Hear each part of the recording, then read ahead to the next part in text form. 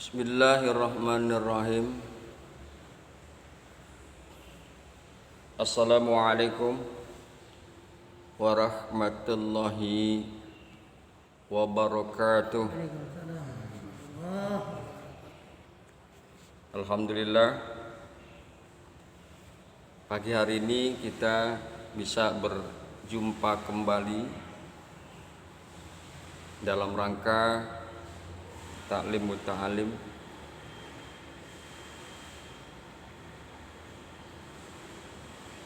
Hari ini akan kita bicarakan berkaitan dengan Al-An'am ayat yang ke-65, di mana di dalam Al-An'am ayat yang ke-65 Allah kemukakan, A'udzu billahi minasy syaithanir rajim. Qul huwa al-qadiru ala ayyab'asa 'alaikum azaban min fawqikum. Katakanlah, Dia Maha Kuasa untuk mengirimkan atas kamu.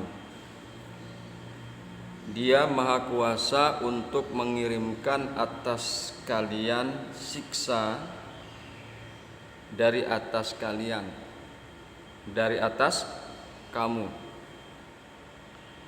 Au min tahti arjulikum, atau dari bawah kaki kalian, atau dari bawah kaki kamu. Au yalbisakum syia'an,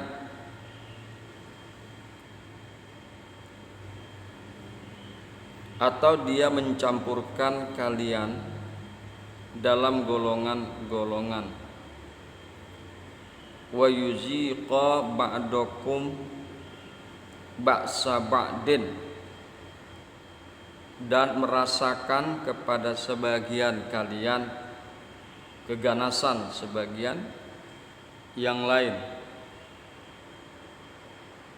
Unzur kaifa nusarriful ayati. Perhatikanlah. Unzur, lihatlah. Unzur, perhatikanlah betapa kami jelaskan tanda-tanda kami silih berganti, la'allahum yafqahuna, la'allahum yafqahuna, agar mereka memahami, agar mereka mengetahui, agar mereka mengerti. Hadirin yang berbahagia, hamba-hamba Allah yang mudah-mudahan selalu dirahmati oleh Allah Subhanahu wa taala. Itulah kira-kira terjemahan daripada Al-An'am ayat yang ke-65. Bahwa ada yang menarik yang dikemukakan oleh ulama berkaitan dengan ayat, dengan penggalan ayat, Qul huwa al-qadiru ala yab'asa 'alaikum azaban min fawqikum. Bahwa Dia Allah berkuasa dalam rangka Allah mengirimkan kepada kalian azab dari atas kalian. Di dalam perkara ini ada ulama, sebagian ulama mengemukakan bahwa ini menyangkut berbagai macam hal. Ini menyangkut berbagai macam hal. tentang azab dari atas kalian. Kalau Imam Jalaluddin mengemukakan bahwa azab dari atas kalian itu adalah berupa bebatuan,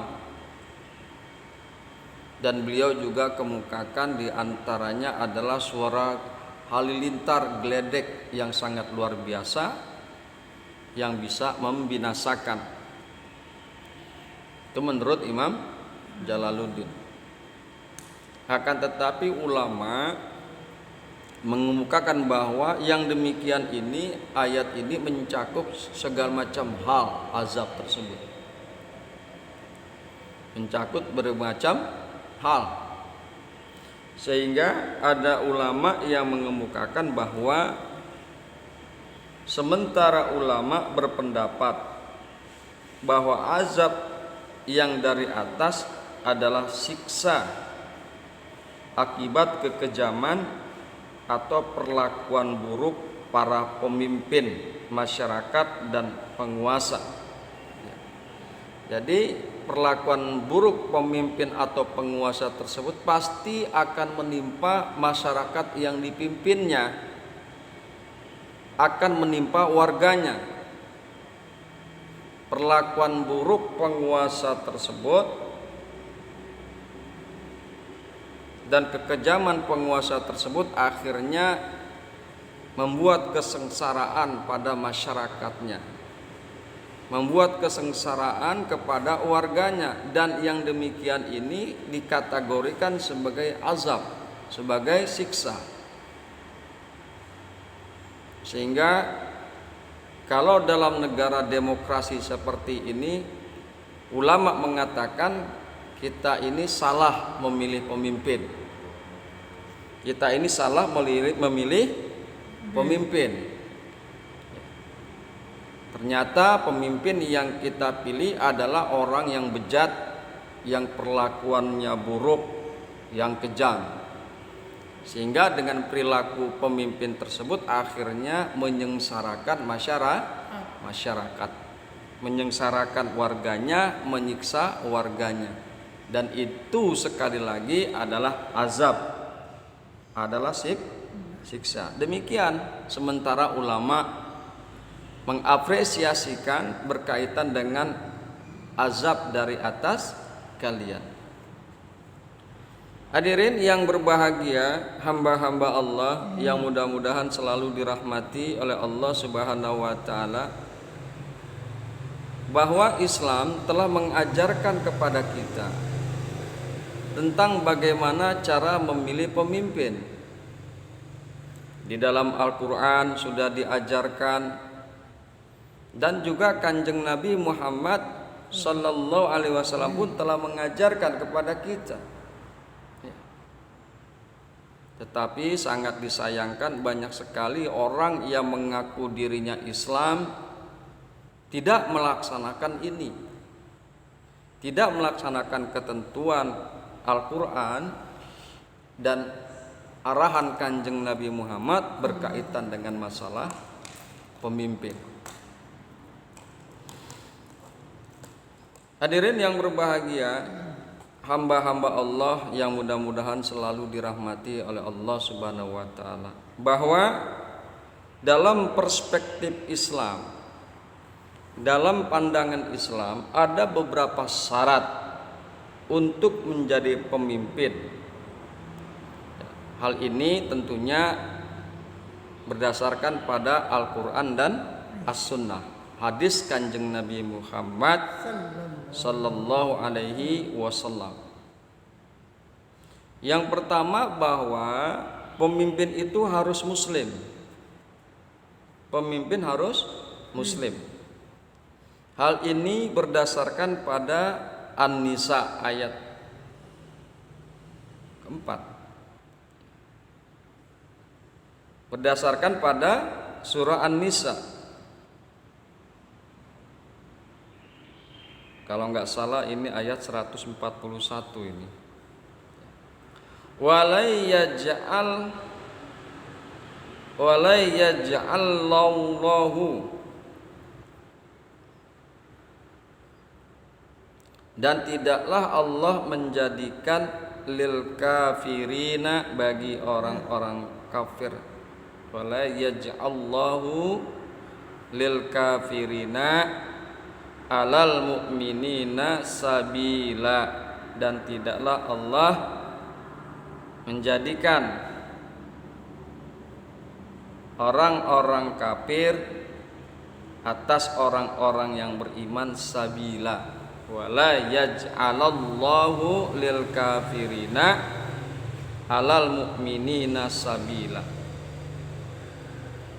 Dan Allah sekali-kali tidak akan memberi jalan kepada orang-orang kafir untuk memusnahkan orang-orang yang beriman. Kata-kata lan di sini adalah korina, satu deskripsi bahwa memberikan satu ketegasan dalam rangka menghindari penindasan orang-orang kafir. Maka disyaratkan yang menjadi pemimpin itu adalah orang-orang Islam, orang-orang yang beriman. Kemudian bahwa pemimpin adalah waliul amri. Pemimpin adalah waliul amri. Hal ini dikemukakan oleh An-Nisa ayat 59. Ya ayyuhalladzina amanu atiullah wa atiur rasul wa ulil amri minkum. Hai orang-orang yang beriman, taatlah kalian kepada Allah dan taatlah kepada Rasul dan ulil amri minkum. Orang-orang beriman ya udah pasti dia itu orang Islam. Orang-orang beriman itu sudah pasti adalah orang Islam. Sekali lagi bahwa pemimpin adalah waliul amri. Dan pemegang waliul amri itu adalah orang-orang yang beriman, yang otomatis dia itu agamanya Islam. Kemudian syarat yang kedua harus laki-laki. Jadi tidak sah pemimpin itu adalah seorang perempuan. Sabda Nabi berkaitan komentar Rasulullah tentang penduduk Persia yang telah mengangkat anak perempuan Kisrah sebagai raja. Sabda beliau sallallahu alaihi wasallam, tidak akan pernah beruntung suatu kaum yang menyerahkan urusannya kepada perempuan. Hadis riwayat Bukhari. La yuflihu qaumun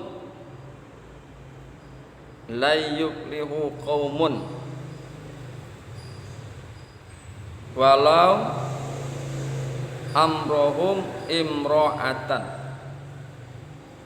La yufliha qaumun, tidaklah sekali-kali akan beruntung satu kaum, ya, jika dia menyerahkan urusan mereka, jika mereka menyerahkan urusan mereka kepada seorang perempuan. Nah, berdasarkan inilah komentar Kanjeng Nabi Muhammad SAW terhadap penduduk Persia yang mengangkat anak perempuan Kisra sebagai raja. Maka pemimpin itu haruslah seorang laki-laki. Kemudian hadirin yang berbahagia, hamba-hamba Allah yang mudah-mudahan selalu dirahmati oleh Allah Subhanahu wa taala. Yang ketiga adalah harus baligh. Harus baligh. Jadi sobi, orang yang belum balik tidak sah untuk menjadi pemimpin. Orang balik itu adalah orang mukallaf. Jadi sebelum balik adalah orang yang belum mukallaf.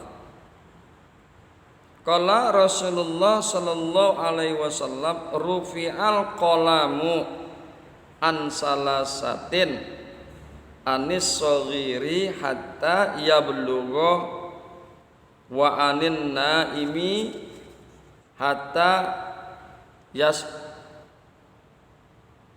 taiqaza wa anil musabi hatta yuksafa anhu. Ya. Diangkat pena dari 3 hal: anak kecil sampai dia mencapai akil balik, orang yang tertidur sampai dia terjaga, dan orang yang sakit atau gila sampai dia sembuh. Karena itu berdasarkan hadis ini bahwa syarat ketiga dari seorang pemimpin, dia harus balik. Harus balik.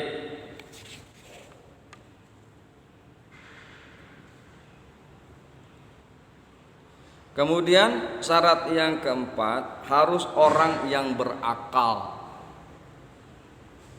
Sehingga orang gila, orang bodoh, orang yang tidak paham, orang bodoh, orang gila tidak sah menjadi pemimpin. Hal ini adalah rujukannya kembali kepada hadis yang tadi disebutkan.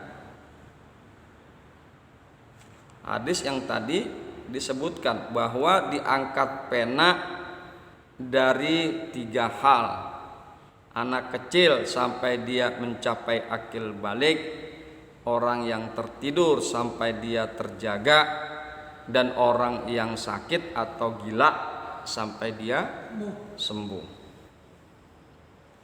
Kemudian yang kelima, syarat yang kelima adalah harus orang adil, sehingga orang fasik yang rusak imannya, yang rusak Islamnya tidak sah jadi pemimpin. Harus orang adil. Syarat yang kelima dari pemimpin adalah harus orang adil.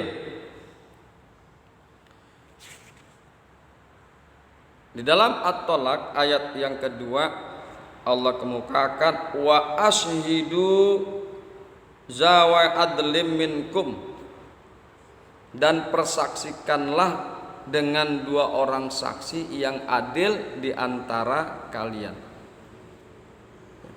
Jadi memang biasanya, dan yang sama-sama kita pahami di dalam syariat Islam, setiap kita melaksanakan apapun dan membutuhkan saksi. Akad nikah butuh saksi, 2 orang saksi yang adil. Muamalah, jika kalian bermuamalah maka catatlah dan persaksikanlah oleh 2 orang yang adil. Ya. Untuk menjadi saksi saja harus orang yang adil, apalagi untuk menjadi seorang pemimpin. Lebih-lebih pemimpin itu harus memiliki sifat dan sikap yang adil. Untuk menjadi saksi saja butuh orang adil, apalagi menjadi seorang pemimpin. Kemudian yang keenam, harus orang yang merdeka. Jadi seorang pemimpin negara harus orang yang merdeka, maka tidak sah satu negara dipimpin oleh seorang budak. Ini persepsi Islam. Seorang hamba adalah milik tuannya, di mana budak itu, di mana hamba itu untuk dirinya saja tidak memiliki kewenangan. Makanya budak atau hamba saya bisa diperjualbelikan, karena untuk dirinya saja budak itu, hamba saya itu tidak memiliki kewenangan. Seluruh kewenangannya ada pada tuannya. Sekali lagi, budak untuk mengatur dirinya saja tidak berwenang, apalagi mengatur urusan orang banyak. Ya.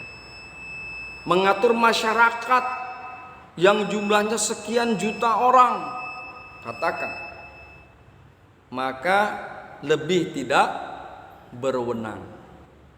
Oleh itu sekali lagi bahwa seorang budak tidak sah menjadi pemimpin. Kemudian yang ketujuh adalah orang yang mampu. Orang yang tidak mampu tidak berhak untuk menjadi pemimpin. Mampu di sini bukan artinya harta benda, bukan. Yakni orang yang mampu, yang memiliki kemampuan mengurusi masyarakatnya. Ya, kalau kita lihat dari ini adalah dia memiliki manajemen. Ya, manajemen untuk mengurusi orang banyak, untuk mengurusi masyarakat. Jadi syarat yang ketujuh adalah orang itu harus mampu. Orang itu harus mampu dalam rangka mengurusi masyarakatnya, dalam rangka mengurusi negara. Jadi kalau ada pemimpin yang tidak pandai, tidak cakap mengurus negara, ya, maka tidak sah. Dan jika itu terjadi, maka segera secepatnya dilengserkan, karena khawatir terjadi hal-hal yang tidak diinginkan terhadap negara karena ketidakcakapannya dalam rangka mengatur dan mengurus negara. Hadirin yang berbahagia, hamba-hamba Allah yang beriman, masih banyak lagi di dalam kitab-kitab yang panjang lebar tentang syarat menjadi pemimpin. Ya. Ada lagi 4 syarat untuk menjadi pemimpin yang memang langsung dirujuk kepada pribadi Kanjeng Nabi Muhammad sallallahu alaihi wasallam. Yakni pemimpin itu harus sidik, harus jujur. Pemimpin yang tukang bohong itu nggak boleh jadi pemimpin. Bagaimana mungkin bisa negara bisa baik? Bagaimana mungkin masyarakat bisa baik kalau pemimpinnya tukang bohong? Sekali lagi, jujur. Syarat yang ada di dalam diri Kanjeng Nabi bahwa seorang pemimpin itu harus jujur. Yang kedua, amanah terpercaya. Ya. Jadi amanah masyarakat itu dituangkan kepada seorang pemimpin. Nah, pemimpin itu harus terpercaya. Kalau pemimpin itu tidak terpercaya, bisa-bisa negara ini dijual kepada negara asing. Oleh karena itu, jika pemimpin tidak terpercaya, maka orang tersebut tidak boleh menjadi seorang pemimpin. Jika terjadi secepatnya diturunkan. Karena apa? Khawatir dengan tidak amanahnya seorang pemimpin, maka akan terjadi gejolak di dalam negara, gejolak yang tidak baik. Kemudian tabligh, menyampaikan. Kemudian fatona, harus pintar. Pemimpin itu harus pintar, mempunyai kepintaran yang cukup dalam rangka memimpin negara, dalam rangka memimpin masyarakat. Hadirin yang berbahagia, hamba-hamba Allah yang mudah-mudahan selalu dirahmati oleh Allah Subhanahu wa taala, itulah syarat-syarat yang harus dimiliki oleh seorang pemimpin berdasarkan pandangan Islam. Mudah-mudahan bermanfaat. Hadanallahu wa iyyakum ajmain. Assalamualaikum warahmatullahi wabarakatuh.